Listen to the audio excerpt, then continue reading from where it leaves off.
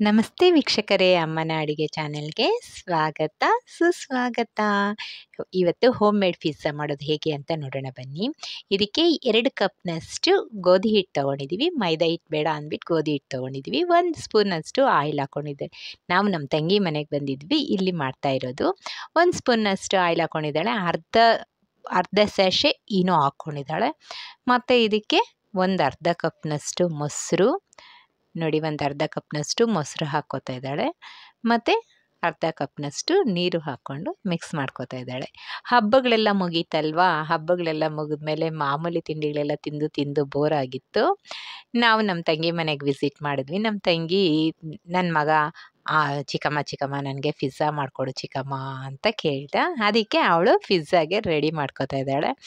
ಎಲ್ಲರಿಗೂ ಮಕ್ಕಳಿಗೆ ಎಲ್ರಿಗೂ ಬೇಜಾರಾಗಿರುತ್ತಲ್ಲ, ಅದೇ ಟ್ರೆಡಿಷನಲ್ ಊಟಗಳು ತಿಂದು ತಿಂದು. ಬಟ್ ಇದು ಹೋಮ್ ಮೇಡ್, ಹೆಲ್ತಿನೂ ಆಗಿರುತ್ತೆ.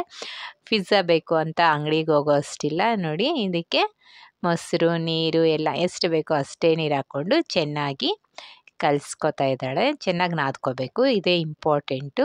ನೋಡಿ, ಚೆನ್ನಾಗಿ ನಾದ್ಕೋತಾ ಇದ್ದಾಳೆ. ನಾದ್ಕೊಂಡಾದ್ಮೇಲೆ 1/2 ಅವರ್ ರೆಸ್ಟ್ ಮಾಡಬೇಕು. ಚೆನ್ನಾಗಿ ನಾದ್ಕೊಳ್ಳೋದಂತೂ ತುಂಬ ಇಂಪಾರ್ಟೆಂಟ್ ಆಗಿರುತ್ತೆ. ಹೋಮ್ ಮೇಡ್ ಪಿಜ್ಜಾ ಮಾಡಿಕೊಟ್ರೆ ಮಕ್ಳಿಗೂ ತುಂಬ ಖುಷಿ ಆಗುತ್ತೆ. ನಮಗೂ ಮನೆಯಲ್ಲಿಂದೇ ತಿಂದಂಗೆ ಅನಿಸುತ್ತೆ ಅಲ್ವಾ. ಗೋಧಿ ಹಿಟ್ಟು ಚಪಾತಿ ಅಂತ ಅಂದ್ಕೊಂಡು ತಿಂದುಬಿಡ್ತಾರೆ ದೊಡ್ಡವರು ಸಹ. ಅದನ್ನು ಒಂದು ಅರ್ಧ ಗಂಟೆ ರೆಸ್ಟ್ ಮಾಡಿದ್ದಾಳೆ. 1-2 ಈರುಳ್ಳಿ, 1-2 ಟೊಮೆಟೊ, ಕ್ಯಾಪ್ಸಿಕಮ್ಮು ತೊಗೊಂಡಿದ್ದಾಳೆ. 1 ಕಪ್ಪಲ್ಲಿ ಚಿಲ್ಲಿ ಫ್ಲೇಕ್ಸು, ಮಿಕ್ಸ್ಡ್ ಹರ್ಬ್ಸು, ಸ್ವಲ್ಪ ಸಾಲ್ಟು ಎಲ್ಲನೂ ಹಾಕ್ಕೊಂಡು ಮಿಕ್ಸ್ ಮಾಡ್ಕೋತಾ ಇದ್ದಾಳೆ. ಈಗ ಮೊದಲು ಕಲಸಿಟ್ಟಿದ್ವಲ್ಲ, 1/2 ಅವರ್ ರೆಸ್ಟ್ ಮಾಡಿದ್ವಲ್ಲ, ಈ ಚಪಾತಿ ಡೋನ ಚೆನ್ನಾಗಿ ಸಾಫ್ಟಾಗಿ ಮೃದುವಾಗಿ ಒತ್ಕೋತಾ ಇದ್ದಾಳೆ. ನೋಡಿ, ಕೈಗೆ ಅಂಟ್ಕೊತಾ ಇದೆ ಅಂದಾಗ ಸ್ವಲ್ಪ ಗೋಧಿ ಹಿಟ್ಟು ಹಾಕ್ಕೊಂಡು ಮತ್ತೆ ಮಿಕ್ಸ್ ಮಾಡಿಕೊಂಡು ಇದು ಮಾಡ್ಕೊಳ್ತಾ ಇದ್ದಾಳೆ. ನೋಡಿ, ಈ ಥರ ಕಟ್ ಆ್ಯಂಡ್ ಫೋಲ್ಡ್ ಅನ್ನೋದಕ್ಕಿಂತ ಇದನ್ನು ಈ ರೀತಿ ಫೋಲ್ಡ್ ಮಾಡಿಕೊಂಡು ಮಾಡಿದಾಗ ಚಪಾತಿ ಚೆನ್ನಾಗಿ ಸಾಫ್ಟಾಗಿ ಬರುತ್ತೆ ಡೋ. ನೋಡಿ, ಈ ಥರ ಮಾಡ್ಕೋಬೇಕು. ಮತ್ತು ಇದನ್ನು ಎಷ್ಟು ಬೇಕೋ ಅಷ್ಟು ಉಂಡೆಗಳಾಗಿ ಕಲಿಸ್ಕೊಂಡು ಅದನ್ನು ದಪ್ಪ ಚಪಾತಿ ಅದಕ್ಕೆ ಲಟ್ಟಿಸ್ಕೋಬೇಕು. ನೋಡಿ, ಎಷ್ಟು ಚೆನ್ನಾಗಿ ಈ ರೀತಿ ಮಾಡ್ಕೊಂಡಾಗ ಮಾತ್ರ ನಮಗೆ ಪಿಜ್ಜಾ ಚೆನ್ನಾಗಿ ಬರುತ್ತೆ, ಸಾಫ್ಟಾಗಿ ಬರುತ್ತೆ. 1/2 ಅವರ್ ಚೆನ್ನಾಗಿ ನೆಂದಿರುತ್ತಲ್ವಾ, ಅದು ಆಲ್ರೆಡಿ ಸಾಫ್ಟ್ನೆಸ್ ಅದರಲ್ಲಿ ಬಂದಿರುತ್ತೆ. ಹೀಗೆ ಮಾಡಿಕೊಂಡು ಮತ್ತೆ ನಾವು ಉಳಿದಿದ್ದ ಹಿಟ್ಟನ್ನೆಲ್ಲನೂ ಅದೇ ರೀತಿ ಹಾಗೆ ಮುಚ್ಚಿಟ್ಕೊಬಿಡ್ಬೇಕು. ನಮಗೆ ಎಷ್ಟು ಬೇಕೋ ಅಷ್ಟು ಮಾತ್ರ ಲಟ್ಸೋದಕ್ಕೆ ಇಟ್ಕೋಬೇಕು, ಮತ್ತು ಮಿಕ್ಕಿದೆಲ್ಲ ಅದೇ ರೀತಿ ಮುಚ್ಚಿಡಬೇಕು. ನೋಡಿ, ಇದು 2 ಕಪ್ಗೆ ಒಂದು 6 ಪಿಜ್ಜಾ ಅಷ್ಟು ಆಗಿದೆ.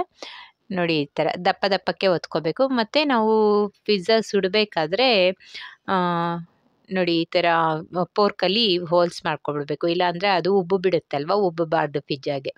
ಸ್ವಲ್ಪ ಅರ್ಧದಷ್ಟು ಬೆಂದ ಮೇಲೆ ಒಂಚೂರು ಎಣ್ಣೆ ಹಾಕ್ಕೊಳ್ಳಿ. ಮತ್ತು ಪಿಜ್ಜಾ ಸಾಸ್ ಇದ್ದರೆ ಹಾಕ್ಕೊಳ್ಳಿ. ಪಿಜ್ಜಾ ಸಾಸ್ ಇಲ್ಲ ಅಂತಂದರೆ ಒಂದು ವೇಳೆ ಇಲ್ದಿದ್ದ ವೇಳೆಯಲ್ಲಿ ಟೊಮೆಟೊ ಕೆಚಪ್ಪೇ ಸ್ಪ್ರೆಡ್ ಮಾಡ್ಕೊಂಬಿಡಿ. ಅದ್ರ ಮೇಲೆ ಕಟ್ ಮಾಡಿರೋ ಈರುಳ್ಳಿ, ಟೊಮೆಟೊ, ಕ್ಯಾಪ್ಸಿಕಮ್ಮು, ಕಾರ್ನ್ ಇದ್ದರೆ ಕಾರ್ನು ಹಾಕ್ಕೋಬೋದು. ಬಟ್ ನಮಗೆ ಕಾರ್ನ್ ಇರಲಿಲ್ಲ, ಅದಕ್ಕೆ ಅವಳು ಹೀಗೆ ಮಾಡಿದ್ಲು. ಮತ್ತು ಪಿಜ್ಜಾ ಶೀಟ್ಸ್ ಸಿಕ್ಕಿದ್ದು ನಮಗೆ. ಇದು ತುಳಿದ್ಕೊಂಡು ಏನು ಹಾಕಲಿಲ್ಲ, ಶೀಟ್ಸ್ನ ಸ್ಪ್ರೆಡ್ ಮಾಡಿದ್ದು. ರುಚಿಕರವಾದ ಹೋಮ್ ಮೇಡ್ ಪಿಜ್ಜಾ ನಿಮಗೆ ಇಷ್ಟ ಆಗಿದ್ದರೆ ಖಂಡಿತ ಲೈಕ್ ಮಾಡೋದು, ಶೇರ್ ಮಾಡೋದು, ಸಬ್ಸ್ಕ್ರೈಬ್ ಮಾಡೋದು ಮರಿಬೇಡಿ. ಕಾಮೆಂಟ್ ಅಂತೂ ತಪ್ಪದೇ ಮಾಡಿ. ಮುಂದಿನ ವಿಡಿಯೋದಲ್ಲಿ ಅಮ್ಮ ಮಾಡಿರೋ ನುಗ್ಗೆ ಸೊಪ್ಪಿನ ಚಟ್ನಿ ಪುಡಿನ ಜೊತೆಯಲ್ಲಿ ಬರ್ತೀನಿ. ನುಗ್ಗೆ ಸೊಪ್ಪಿನ ಚಟ್ನಿ ಪುಡಿ ಹೇಗೆ ಮಾಡೋದು ಅಂತನ್ನೋದು ತಿಳಿಸ್ಕೊಡ್ತೀನಿ. Thank you for watching. ಮತ್ತು ನೆಕ್ಸ್ಟ್ ವಿಡಿಯೋನ ಕಂಟಿನ್ಯೂ ಆಗಿ ನೋಡಿ. Thank you.